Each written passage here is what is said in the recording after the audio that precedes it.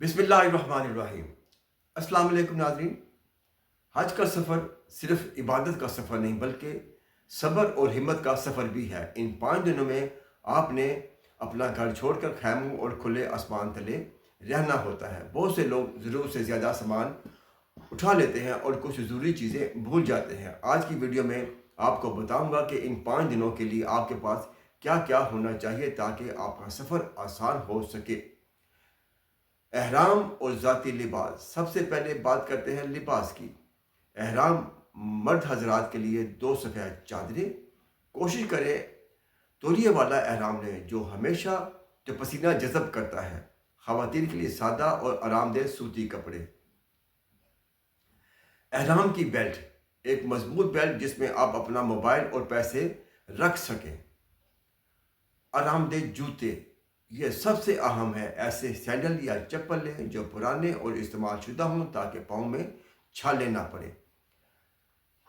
ज़ेर जामा और मोज़े इजाफी जोड़े रखें ताकि सफाई का ख्याल रहे। एहराम में आप कोई ऐसा लिबास नहीं पहन सकते। ये चीज़ें जो आपको देने का मकसद है कि जब आप एहराम के लिबास से आज़ाद हो जाएंगे तो कुछ चीज़ें फिर वो बाद में आपके काम आएंगी। जैसे ज़ेर जामा हो गया, मोज़े हो गए, इजाफी जोड़े, वो आपने उस वक्त इस्तेमाल करने हैं। अद्वियात और सफाई का सामान। मिना और अरफात में रश की वजह से बीमारी का ख़तरा होता है, इसलिए ये चीज़ें बैग में लाजमी रखें। ज़रूरी दवाएँ, बुखार, पेन किलर, मोशन और गले की खराबी की दवाएँ। बग़ैर खुशबू वाला सामान। याद रखें एहराम की हालत में खुशबू मना है, इसलिए बग़ैर खुशबू वाला साबुन लोशन साथ रखें। रानों पर वैज़लीन लगाना बहुत ज़रूरी है ताकि पैदल चलते हुए रगड़ ना लगे। मास्क और सैनिटाइजर्स, हजूम में इन्फेक्शन से बचने के लिए। जमरात, केंकरियों के लिए ख़ास तैयारी। आपने केंकरियाँ मारने के लिए क्या सामान चाहिए। केंकरियाँ जमा करने के लिए थैली। मुज़दलिफ़ा में आपको केंकरियाँ चुननी होंगी। अपने पास एक छोटी कपड़े की थैली या खाली बोतल रखें जिसमें आप 49 या 70 केंकरियाँ रख सकें। केंकरियाँ बहुत बड़ी नहीं लेनी, वहाँ जूते नहीं मारने।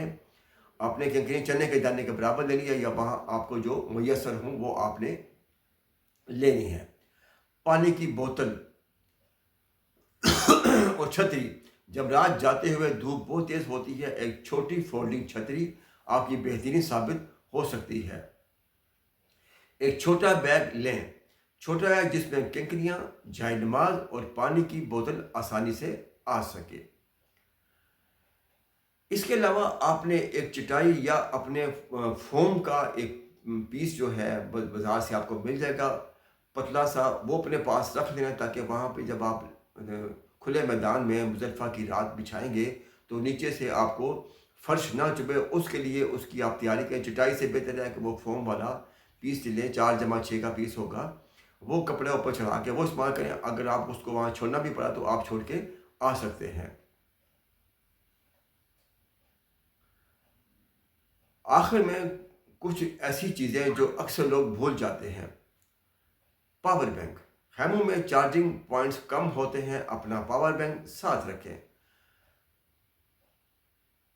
मुज़दलिफ़ा की रात, हवा वाला तकिया खुले आसमान तले सोने के लिए बहुत काम आता है। खुश्क मेवा जात और बिस्किट भूख लगने पर फौरी ताकत के लिए थोड़ी सी खजूरें या चने साथ रखें।